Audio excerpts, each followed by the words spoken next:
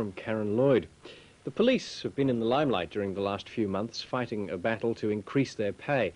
It's now at a level where a police officer new to the streets can earn over $30,000 with allowances, penal rates and overtime. Today tonight, police reporter Julie Crovino joined a young constable on an average shift in the capital to see how they earn their money. It's 2:45 in the afternoon and Section 6 are being prepared for a late shift of Wellington policing.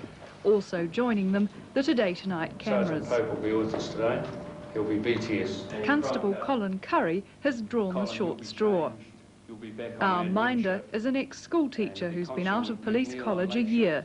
They're all expected to handle anything from armed robbery to domestic disputes between adults, sometimes old enough to be their parents. Section shun, right turn, fall out. Colin's frustration with the New Zealand education system prompted this new beginning, where the unexpected in the form of a flat car battery is the least of his concerns. The maintenance man swings into action. Surely this could only have happened the day the TV crew came. Out on the streets, they're the eyes and ears of the community, at the beck and call of a control centre that feeds on calls from the public. CTI control. Copy 7. Yeah, job details. Roger, Gate. It's job number 4870, coded burglary. Go to Hamilton Limos Limited in Willis Street.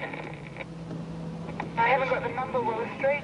Mr. Lee on the first floor is reporting theft of a drum machine valued at $950. And this was round about 10 to 9, 5 to 9, something like that. The shop was open. The shop was open. The shop was open at the time when the stuff was taken. When the stuff was taken. We were in the other room. Anyone They were alone for 5 minutes. The room numbers. Again, Dave jotted all this lot down on a piece of paper to give to you. Right. I can't find the bloody piece of paper. Was it there? I'll do it. Okay, we'll just wait. And so the inevitable paperwork begins. Well, we're doing 4C down here, so, I mean, if there's anything on, just give us a call, okay? Yeah, just, alright. Well... This time they're responding to a call from the parents of a young boy who's gone missing. Colin and his partner will check the railway station, bus stations and the airport. The youngster's previously run away twice. It's feared he may have already left the city. Even so, local transport staff are asked to keep an eye out for him. His name's Ray. There's a picture here of... I think he's been here about 6 or 7 months ago. In fact, he was... It's either here or the airport. He was picked up from here last time. Yes. Okay. No, So, okay. Any of these? Keep looking. Just have a good look at him. What time does the Northerner leave? 7:30.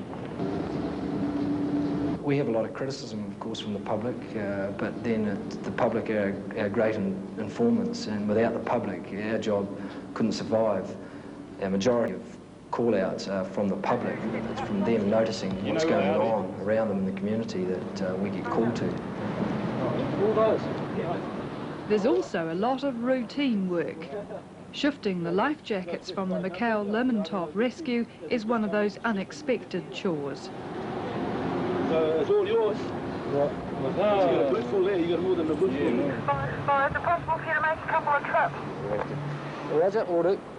A lot of people think it's all action, that all we're doing is with our blue lights on, screaming around town, trying to catch people, but it's not like that.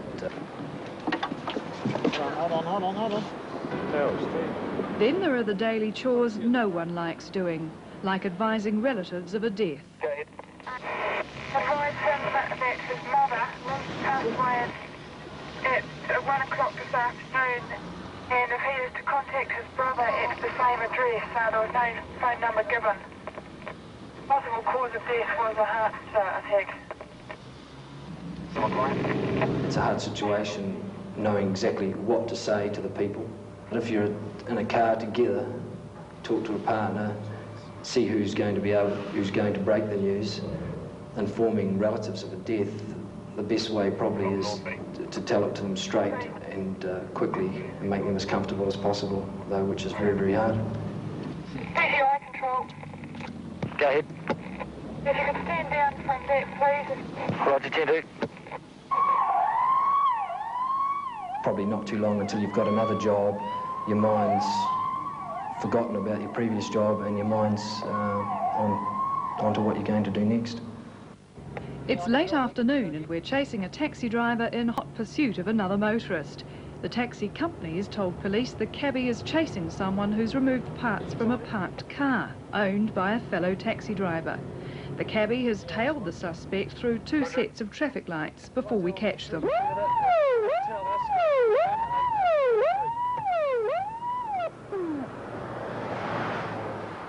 We arrived to be told 2 stories. The taxi driver tells of how he followed a man he saw removing parts from the outside and inside of a friend's car. The motorist claims the car's not much more than a neglected heap. Subsequent interviews, including a talk with the owner of the car, result in the charges being dropped. It's early evening and the missing boy has returned home. Darkness is falling. Hi, hey. Yep. Carry on back down there. Got your first turn on the left, second turn on your left, and then go down about 100 yards. It's on the right-hand side of the road. Thanks. Okay, bye.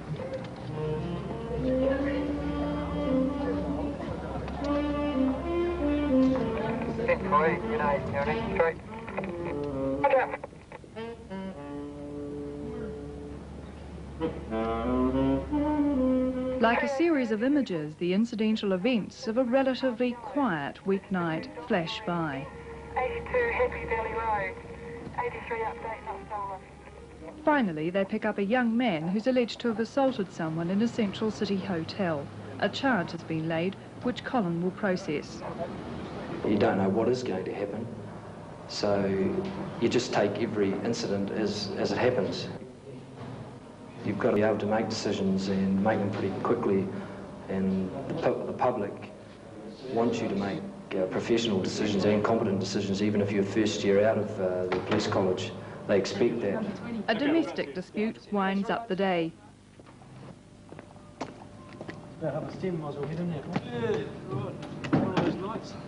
Boys in blue are about to knock off after a quiet Tuesday.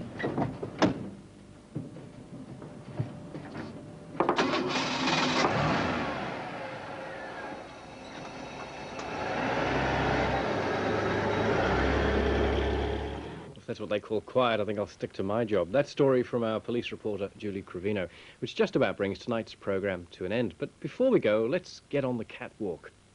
Because tomorrow sees fierce competition in the capital as the Benson & Hedges Fashion Awards get underway. We'll go backstage for a sneak preview and to capture that very special atmosphere, an atmosphere that was filled with success for Wellington's Constantina Moutos last time.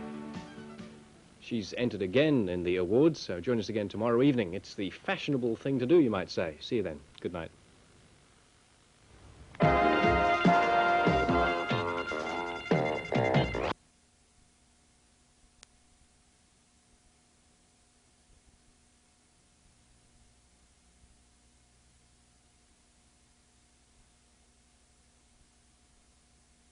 That was in Gisborne and also Hastings, and Methven, you recorded the low of 11. Kaitaia down 23, 22 in Hamilton, 19 in New Plymouth.